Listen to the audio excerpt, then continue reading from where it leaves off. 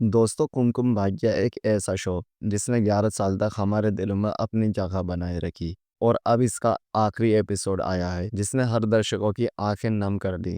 कहानी की शुरुआत होती है प्रार्थना से, जो गहरी सोच में डूबी है और कहती है शादी एक खूबसूरत रिश्ता है, लेकिन प्यार हमेशा बराबर नहीं रहता।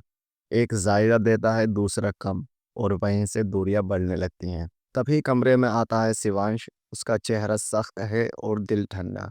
वो कहता है अब हमारे बीच का रिश्ता खत्म हो चुका है। प्रार्थना, आज हमारी आखिरी रात है। अब मैं तुम्हारा चेहरा भी नहीं देखना चाहता।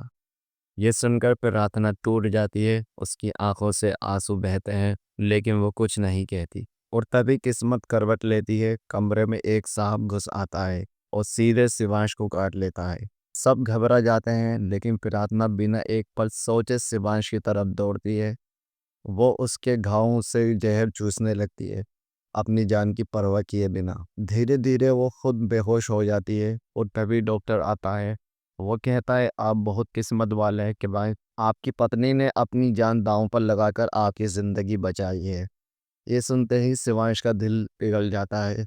उसे एहसास होता है कि जिस प्रार्थना पर उसे शक किया, वही तो उसका सच्चा प्यार है, उसका सच्चा भाग्य है। वो उसके पास जाता है, उसके माथे पर कुमकुम लगाता है और कहता है तुम ही मेरा सच्चे भाग्य हो प्रार्थना, मेरा कुमकुम भाग्य है। दोनों एक दूसरे को गले लगाते हैं। परिवार खुशियों के आंसू बहाता है और उन सब पर गुलाब की पंखुड़ियां बरसती हैं। कैमरा धीरे धीरे दूर होता है और स्क्रीन पर बस वही एक लाइन उभरती है, जहां सच्चा प्यार हो वहीं से शुरू होती है असली भाग्य, कुमकुम भाग्य। और इसी के साथ ख़त्म होती है एक ऐसी कहानी जिसने हमें सिखाया कि प्यार अगर सच्चा हो तो कोई भी जहर उसे नहीं मार सकता। अगर आप भी कुमकुम भाग्य के फैन हैं तो इस खूबसूरत एंडिंग के लिए कमेंट में ज़रूर लिखना। और ऐसे ही टीवी सीरियल्स अपडेट के लिए चैनल को सब्सक्राइब करना मत भूलना। मिलते हैं फिर किसी और सीरियल की अपडेट के साथ। तो भाई, ये देखो, कुछ इस तरह का व्यू है हमारी फैक्ट्री का। यहाँ पर काम होता है। कुछ इस तरह की लोकेशन है। विलेज जैसा, गांव जैसा माहौल है यहाँ पर। ये गेट है सामने, और इस गेट की चाबी ये रही तुम्हारे भाई के हाथ में। चलो इस गेट को खोलते हैं और बाहर चलते हैं, नाश्ता करके जाएंगे, चाय पियेंगे बाहर जाकर। तो फटाफट से गेट को खोल लेते हैं इसको।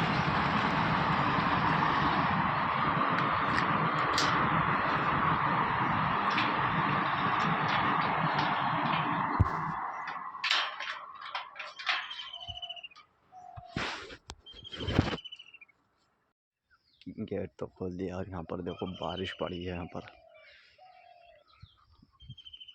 पूरी रात यहाँ पर बारिश हुई है।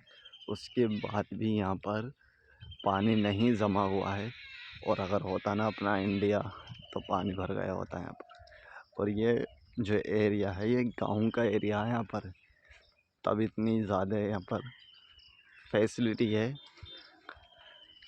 पक्का रोड डला हुआ है यहाँ पर। चलो नाश्ता करने चलते हैं और आपको दिखाते हैं यहाँ पर नाश्ते की जो शॉप है वो किस तरह की है। और यहाँ पर यार रहने वाले बहुत ही कम लोग हैं। टोटल जो यहाँ पे घर होंगे ना, 15-16 घर रहेंगे बस यहाँ पर, जहाँ हमारी फैक्ट्री है ना, इसके आसपास सिर्फ 15-16 ही घर रहेंगे। बाकी घर नहीं है। और घर भी थोड़े वैसे टाइप के हैं, झोपड़ी टाइप के।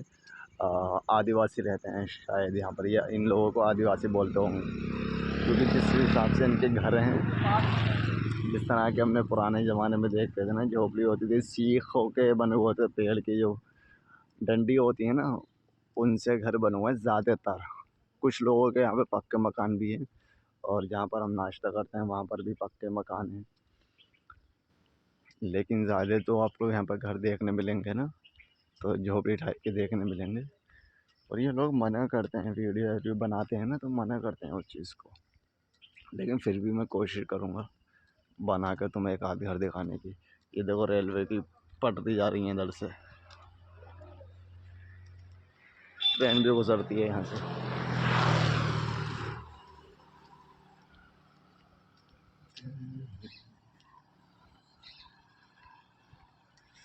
ये भाई लोग काम के लिए खड़े हैं, मतलब बस में बैठ कर जाएंगे ये लोग काम पे।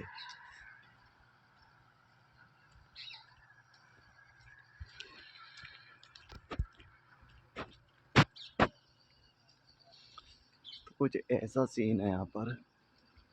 अभी देख सकते हो आप, जहाँ से मैं चलता हुआ आ रहा हूँ, कितना टाइम हो गया, कोई भी एक शॉप यहाँ पर नहीं मिली है। तो दुकानें भी बहुत कम है, बहुत कम क्या, यहाँ पर 2 ही दुकानें हैं आसपास। बाकी यहाँ से जो शहर है 15-16 किलोमीटर दूर है, वहाँ जाकर हैं बाकी दुकानें जो होंगी। वरना ये जो एरिया है बिल्कुल ही ठप एरिया है, कुछ नहीं यहाँ पर। देखो मैं कोशिश करूँगा तुमको घर दिखाने की, देखना आप। इस प्रकार यहाँ पे घर होते हैं।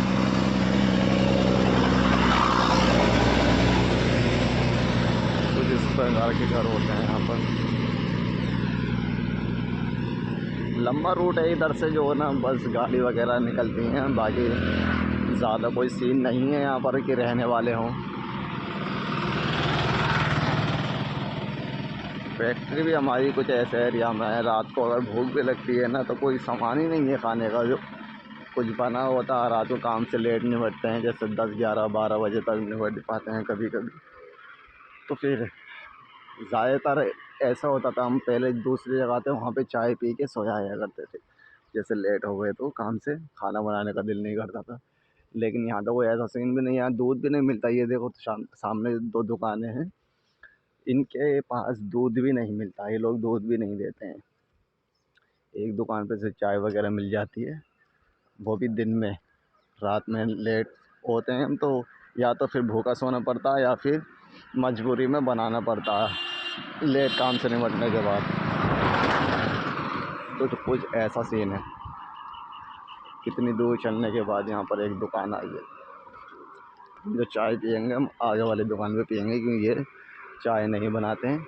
आगे वाली दुकान पर हमें ब्रेड भी मिल जाता है और चाय भी मिल जाती है। तो वहीं पर चल के चाय और ब्रेड पियेंगे, मतलब ब्रेड खाएंगे और चाय पियेंगे।